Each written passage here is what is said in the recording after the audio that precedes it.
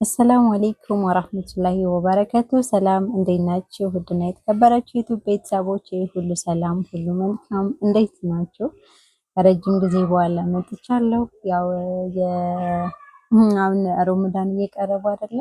ረመዳን ትዕዛዝ በጣም በዝቶብኝ ነው የጠፋሁትኝ እና እንዴት ናችሁ? ደህና ናችሁ ወይ? እስኪ ዛሬ እየሰፋሁ ያው ኦቨርሎክ የመጣሁ ነው።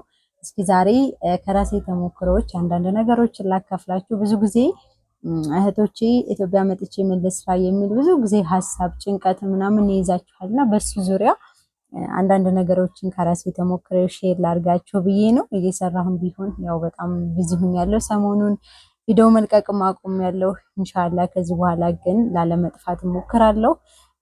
በነገራችን ላይ ኢትዮጵያ ስራ የለም፣ ኢትዮጵያ አትግቡ።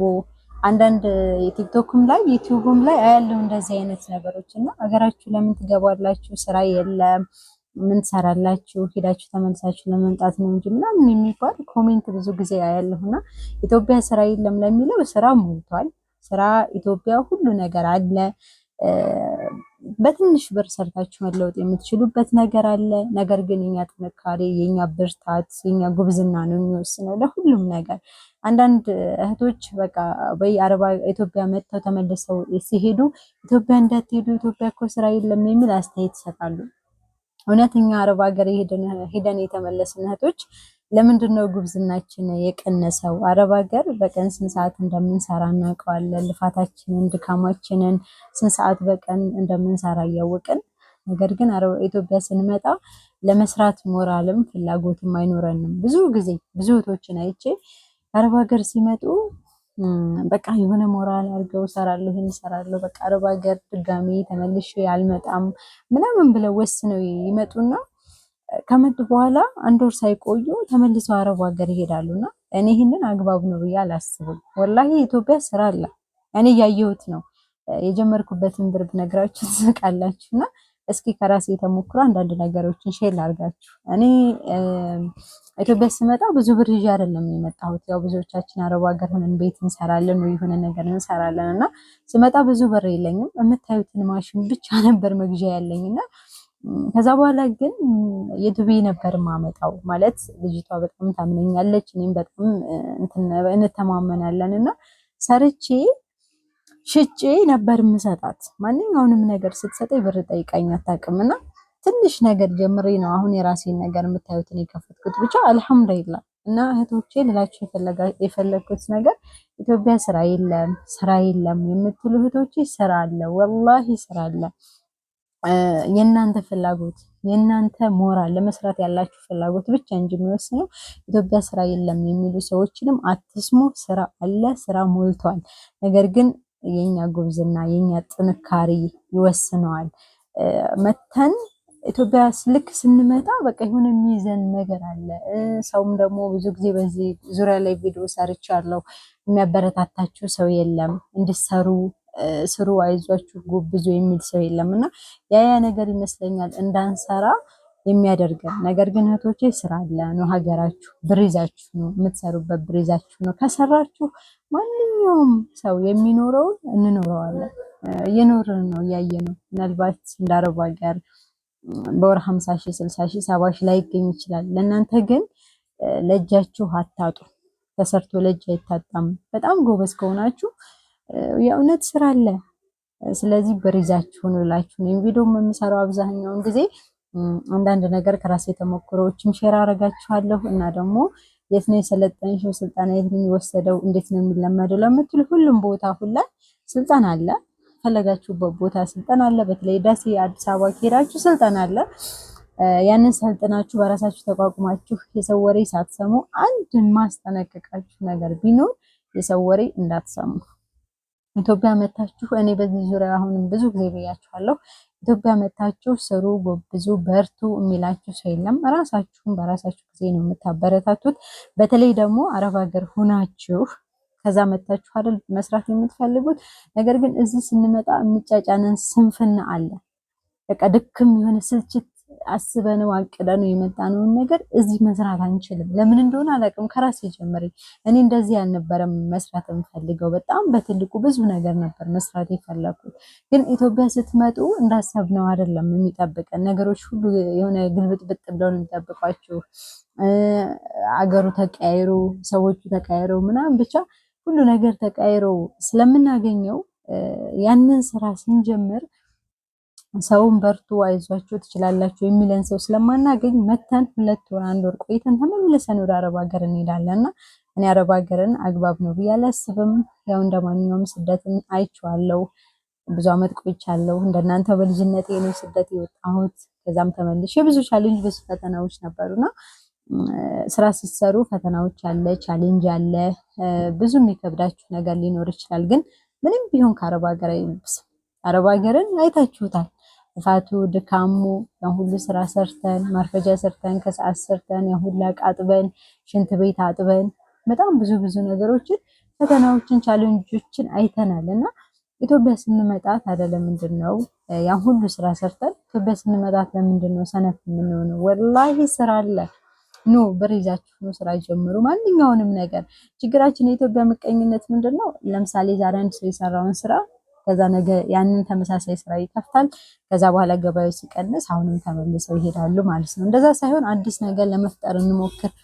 አሁን ላይ ሁሉ ነገር ኦንላይን ሆኗል። ቁጭ ብላችሁ ቤታችሁ በስልካችሁ ራሱ መስራት ትችላላችሁና ብር ይዛችሁ ከመጣችሁ ገንዘብ ካላችሁ ሁሉን ነገር መስራት ትችላላችሁ። ፈተና አለ፣ ቻሌንጅ አለ። ምንም ሀገራችን ላይ ሆነን ብንፈተንም ቻሌንጅ ቢኖረው እንደ አረብ ሀገር አይሆንምና መተን በሀገራችን ላይ ብንሰራ ስደት ነው ማለት ሁሌ ስደት እድሜ ልካችንን አንኖርም። ሀገራችን ላይ መኖርም አለብን። በእርግጥ ልክ እንደዛ ላይሆን ይችላል ህይወቱም ኑሮውም ላይፉም። ግን ሀገራችን ላይ ደግሞ እኛ ጎበዝ ሆነን ጠንካራ ሆነን መስራት ከቻልን ሁሉ ነገር ሰው እንደሚኖረው እንኖራለን። በነገራችን ላይ ለኛ የተንቢ ምሳሌያችንነት እኔ በጣም ብዙ ጊዜ ስለተንቢ ላለው የተንቢ ለኔ ምሳሌ ናት። በዩቲዩብም በሉት በየትኛውም በቃ በስራውም ሆኖ ከአረብ ሀገር መታ ስኬታማ የሆነች እሷ ናት። ያ ማለት ብሯን ስለያዘች ብሯን በስርዓት ስለያዘች ለሰው ስለማትለክ መታ እንደምታዩት ስኬታማ ሴት ናትና እናንተንም ልል የፈለኩት ስራ የለም አረብ ሀገር ኢትዮጵያ ስራ የለም እያላችሁ መታችሁ በወራችሁ የምትመለሱ እህቶች፣ ስራ አስጠልቷችሁ ተመልሳችሁ እዛም የምትሄዱ ልጆች፣ ሀገራችን ያው እንደማንኛውም የተወለድንበት ያደግንበት የምንኖርበት ነውና እድሜያችንን ሙሉ አረብ ሀገር አንኖርም፣ ሀገራችን ላይ ነው የምንኖረው።